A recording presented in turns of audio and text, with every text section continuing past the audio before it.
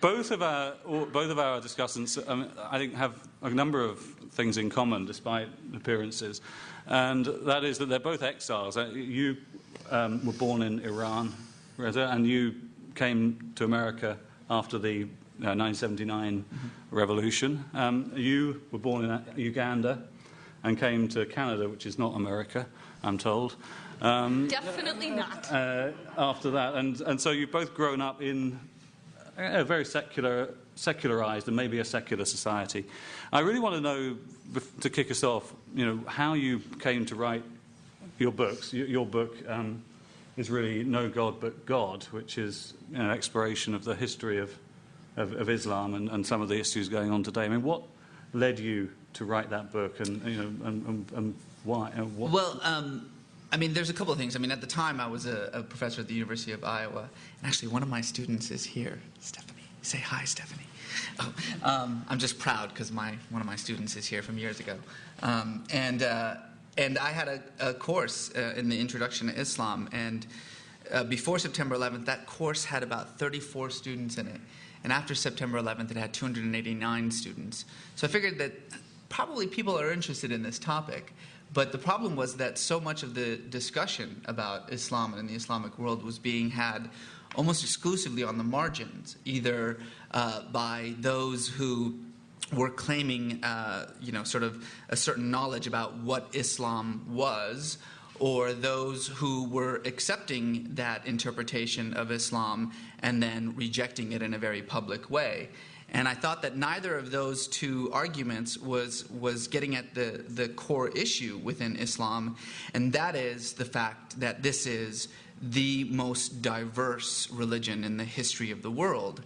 You began by saying, you'd be curious to find out how far or in what ways either Irshad or I represent Islam.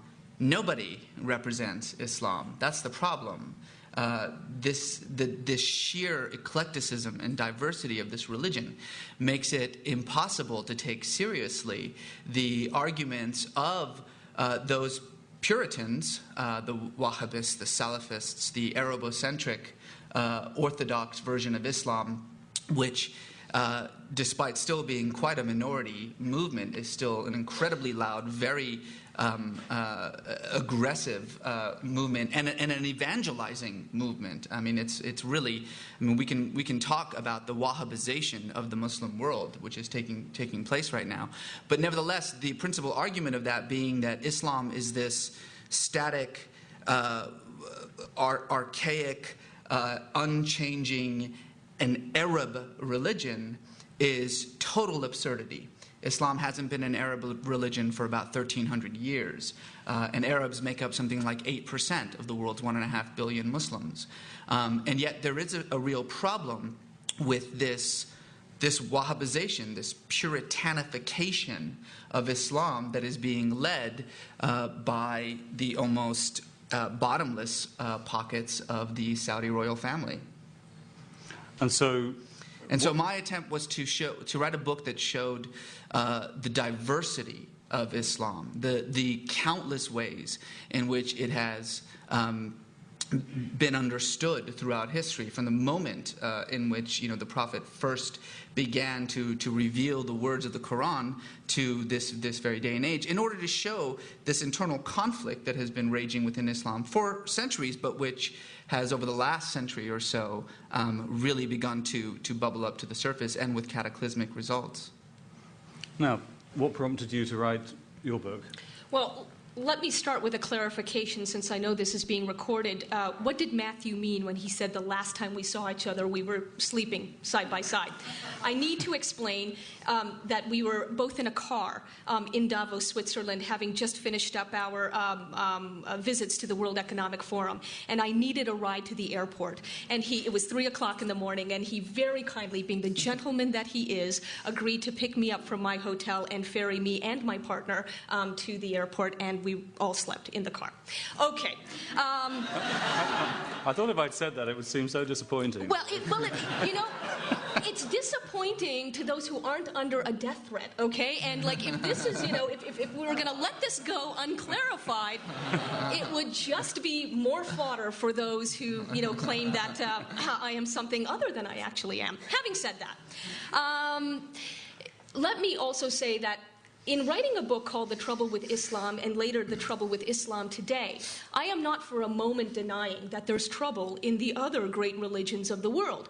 The difference is that there are no shortage of books available about the trouble within Christianity. No dearth of books on the shelves and in the stores about the trouble within Judaism. We Muslims, I believe, have a lot of catching up to do in the dissent department. And so while Reza very rightly says that Islam is rich with diversity, I would argue that it's rich with diversity in the shadows, and that is to say today, not historically. And we've got to get many more voices from out of the shadows.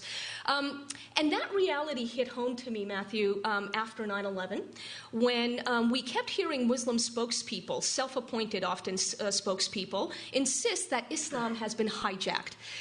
Then as now, I reject that metaphor. It suggests that Islam is a plane cruising to some human rights haven. And were it not for those nasty terrorists on September 11, 2001, this plane would have reached its wondrous destination with nary a bump, thank you very much. But we know that's not true. The reality is, and as a journalist, not as an ideologue, as a journalist, I have to pay attention to what's happening on the ground. The reality is that in the last 50 years alone, more Muslims have been maimed and raped and imprisoned and tortured and murdered at the hands of other Muslims and at the hands of any foreign imperial power. And I believe, based on my research, that mainstream Muslims have contributed to that reality through our, or I should say their, I'm hardly mainstream, their complacency, passivity, and denial. They are so quick to point the finger at outside entities, America, Israel, MTV, you name it, fill in the blank, that I think that mainstream Muslims, and not just the Puritans, which are a minority within Islam, have broken faith with that beautiful passage in the Quran, Islam's own scripture, which states that God changes not what is in a people or what is the condition of a people until they change what is in themselves. I wrote this book as an act of restoring faith with that passage. So do you share the view that, that Islam, at least the Puritan elements within Islam, are actually gaining increasing power over the last 50 years? And not over the last 50 years, over the last 3 years.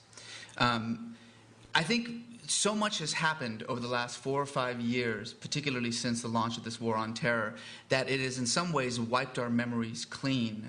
There's no question that the last 50 years has seen an enormous amount of social and political, economic, religious upheaval in certain parts of the Muslim world. To describe that as an Islamic phenomenon, I think, is a little disingenuous. It's no coincidence that these places in which Muslims are killing and raping Muslims happen to be in places where there's a profound lack of social, economic, political development, most often as a result of Muslim leaders, of Muslim political and religious leaders. There is this tendency, I think, in the West especially, to think of the Islamic world as being run by theocrats. There is not a single state in the whole of the Muslim world that is run by religious leaders except for Iran. And Iran is quite a complicated exception. The problem in that region is not theocracy. The problem in that region is autocracy.